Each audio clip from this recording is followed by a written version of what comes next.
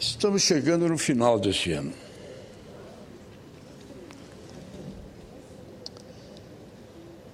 E eu creio que ainda assistimos nessa sessão o líder do PSDB, Álvaro Dias, um discurso muito concreto, muito objetivo e principalmente muito real.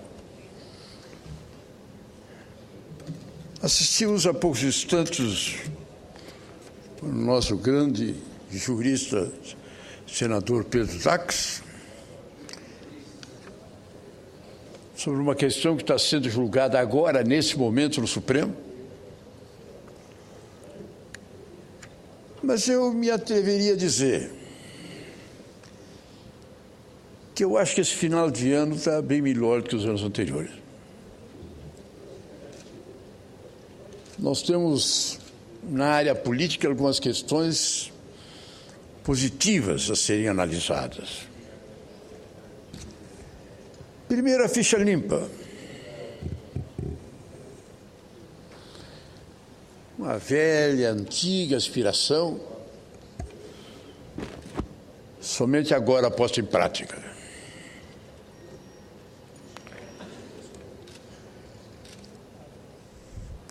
Já nessa eleição, pela primeira vez, já houve uma seleção com relação aos candidatos a prefeito e a vereador. Milhares foram rejeitados nas convenções dos seus partidos, vetado pelos juízes eleitorais, e muitos deles com inteligência e competência, por conta própria, retiraram suas candidaturas, sabendo que, se fosse candidato, seriam impugnados na Justiça Eleitoral.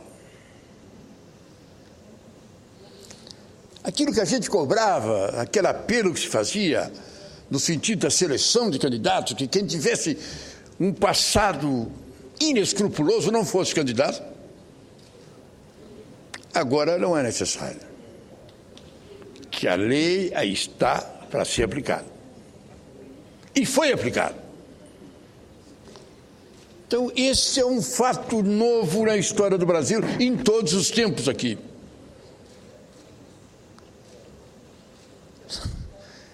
Alguém poderia dizer, existem países no mundo em que isso não existe como lei, mas que na prática é tão racional que todo mundo cumpre. Mas no Brasil, se não tem na lei, ninguém cumpre. Foi uma decisão realmente muito positiva. Eu acho que nós fizemos alguns exageros dessa lei. E já contei aqui no passado que a Câmara votou a lei da ficha limpa pressionado pela mocidade que ainda ontem fez uma corrida em Brasília, festejando o dia de ontem que a ONU considerou o dia de combate à corrupção.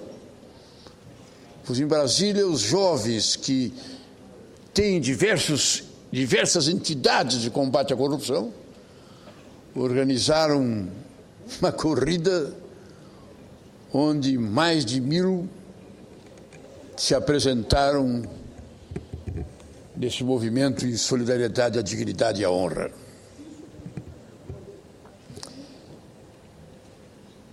Nós votamos com inúmeros equívocos essa lei e vamos ter que aparar. Mas mesmo assim ela foi cumprida. Foi cumprida porque a mocidade foi para a rua e lutou no seu sentido. E esse é o grande fato novo.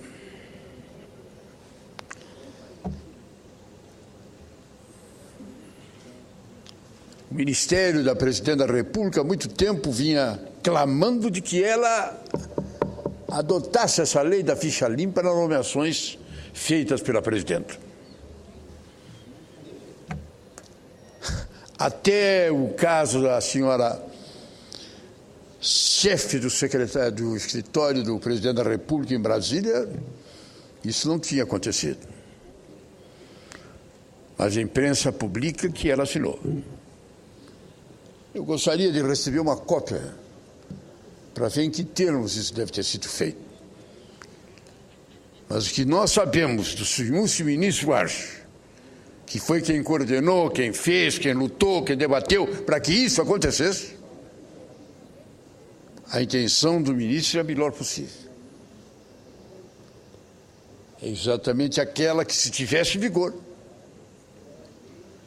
as duas indicações da chefe do escritório não poderiam ser indicadas, porque não tem ficha limpa.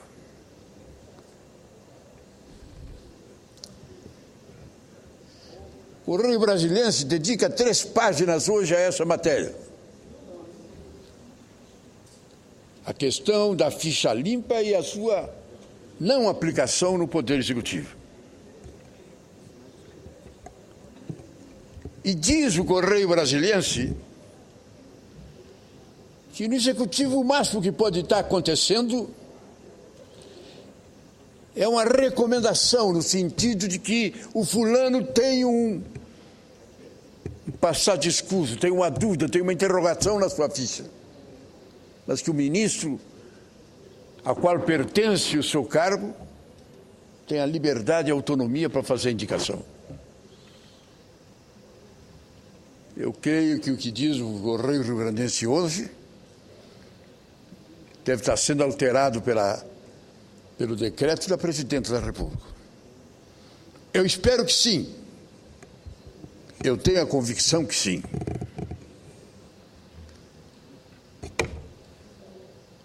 O segundo fato deste ano positivo se chama o mensalão. O mensalão que está se tornando um caso de análise a nível internacional. Pela fórmula com que foi feita, pelas dificuldades. Por o Supremo entrar num processo com 50 mil páginas, 324 volumes, dos mais de 500 apensados, 300 testemunhas. Olha, só o relatório do ministro Joaquim Barbosa levou 15 horas de leitura. Foi um grande desafio. Para um Supremo que não estava acostumado, nunca teve um processo minimamente semelhante a esse.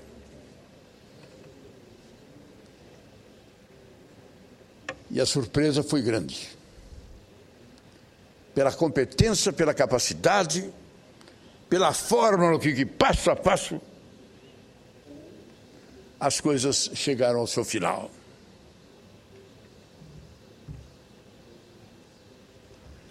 E dessa vez, realmente, o julgamento merece respeito.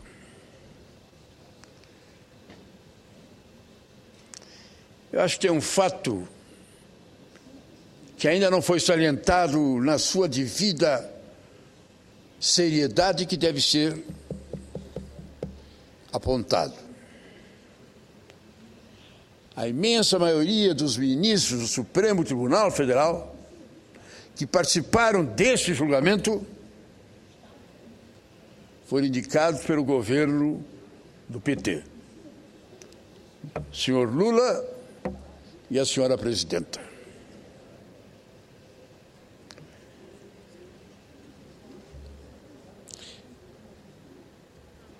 Era de se imaginar, e muitos imaginavam, que haveria condenação. Foram indicados pelo PT. Quem estava sendo julgado não era o PT, mas perante a opinião pública era o PT, embora digo não era o PT. Mas muita gente considerava que era o PT e que era o Lula. Ainda hoje, nessa tribuna, o líder do PSDB salientou que, na verdade, atrás de tudo estava a figura do presidente Lula. Pois esses ministros, indicados pelo Lula, indicados pela presidenta, por imensa maioria, votaram pela condenação. A matéria da imprensa de hoje, muito interessante de debate, querendo saber qual é a fórmula de escolher o ministro do Supremo. A imprensa agora está criticando duramente um dos ministros, pela razão das pessoas que ele procurou na sua caminhada para chegar ao Supremo. Tinha sido candidato 2 vezes, as 2 vezes não tinha chegado. Candidato a 3ª vez, procurou as pessoas mais diferentes. E aí, se perguntam, está certo isso? Eu digo com sinceridade. Eu já vinha vendo sempre com restrição as indicações para o Supremo aqui no Congresso, no Senado. Eu acho que as nossas análises dos ministros que vão para o Supremo, aliás, para os embaixadores, para os cargos dessas empresas que estão aí, a sabatina, para mim, ela é ridícula. Ela é falsa, ela é de mentiria. Quando eu vejo um ministro da maior importância nos Estados Unidos ficar no Senado meses à espera da nomeação, quando eu vejo a indicação para um embaixador de determinado país ficar tempos e mais tempo no Senado do americano esperando a indicação,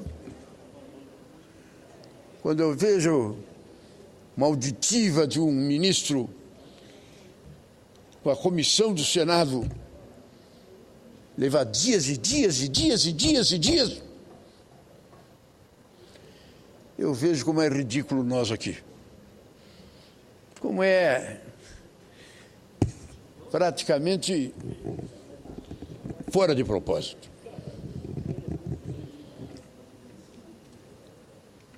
Está uma proposta de discussão, presidente, achando que o equívoco é ficar tudo só na mão do presidente. Tem uma emenda que está correndo onde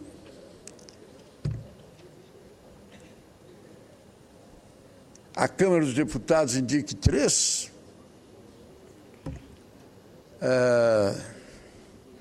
a OAB indique 3, e não sei quem mais, Vossa Excelência sabe, indique 3. E desses vão para o presidente da República e o presidente da República escolhe 3, e esses 3 vêm para o Senado, que seleciona um. Não sei, não me atrai. Mas reconheço que como está não é o ideal. Mas volto a repetir. O fato que por maioria tranquila as pessoas terem sido condenadas no Supremo, embora ligadas ao PT, e embora essas pessoas do Supremo tenham sido indicadas pelo PT, soma muito. Eu acho que, com todo respeito, temos que reconhecer que a presidenta e o presidente Lula acertaram. Se acertaram com bons propósitos nessa intenção, ou se atiraram no que viram e acertaram no que não viram, eu não posso responder. Mas eu me dou conta e acho que acertaram com boas intenções, porque as informações eram boas em todo sentido. Por isso, eu acho que hoje inicia realmente essa caminhada. Essa decisão é a primeira de uma série que haverá de ir. A campanha contra a impunidade.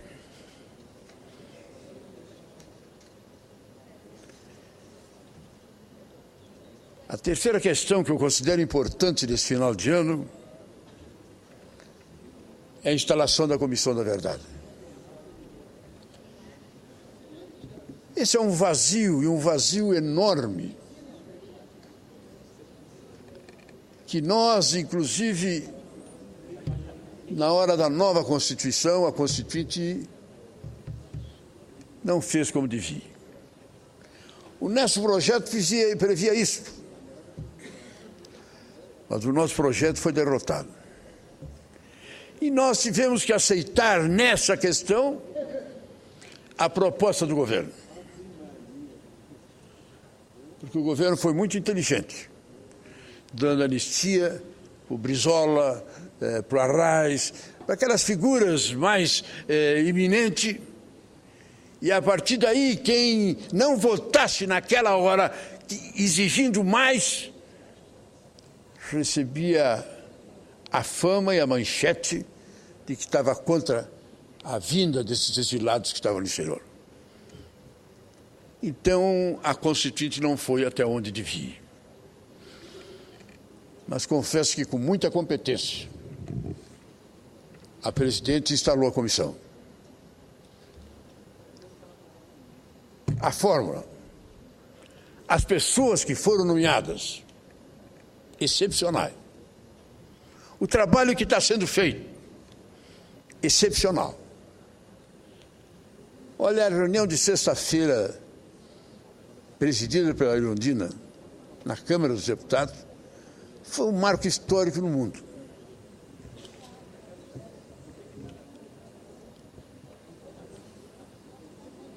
Os deputados caçados que ainda estavam vivos receberam moral e eticamente de volta os seus mandatos. E os que já morreram, sua esposa ou seus filhos, receberam. Olha, sinceramente, que sessão emocionante da Câmara dos Deputados.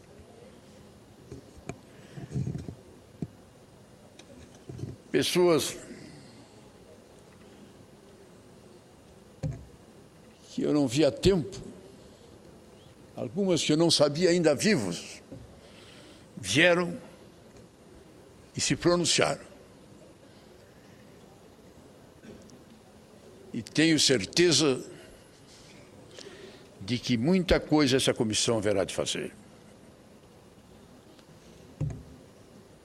Deputado Rubens Paiva, até semana passada os militares insistiam em dizer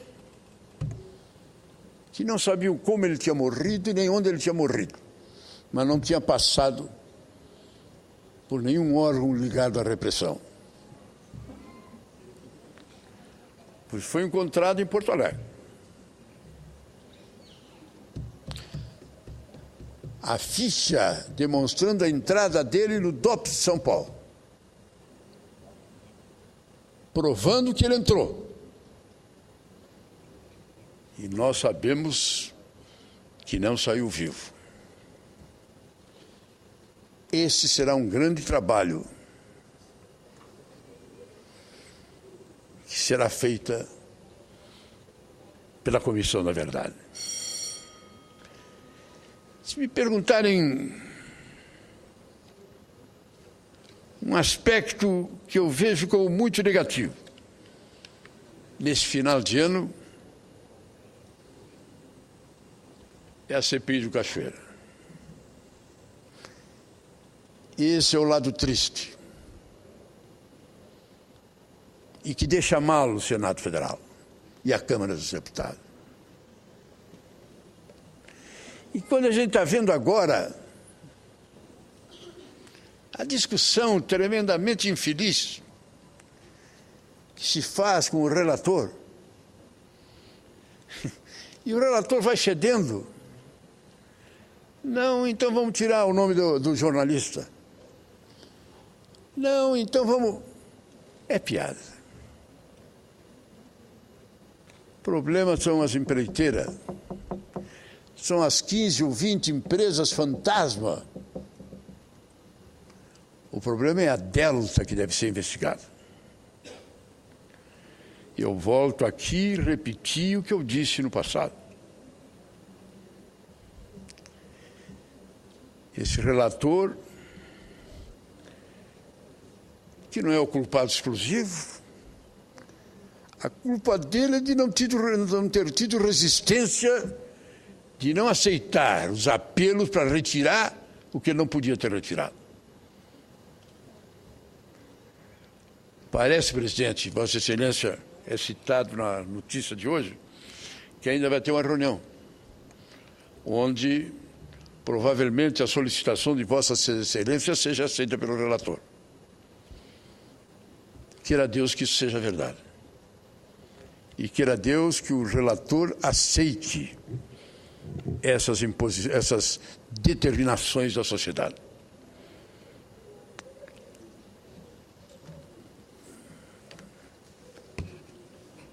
Era isso, senhor presidente, que eu tinha a falar. Num ano negativo, num ano difícil, mas que deu para a gente dizer que o lado positivo apareceu.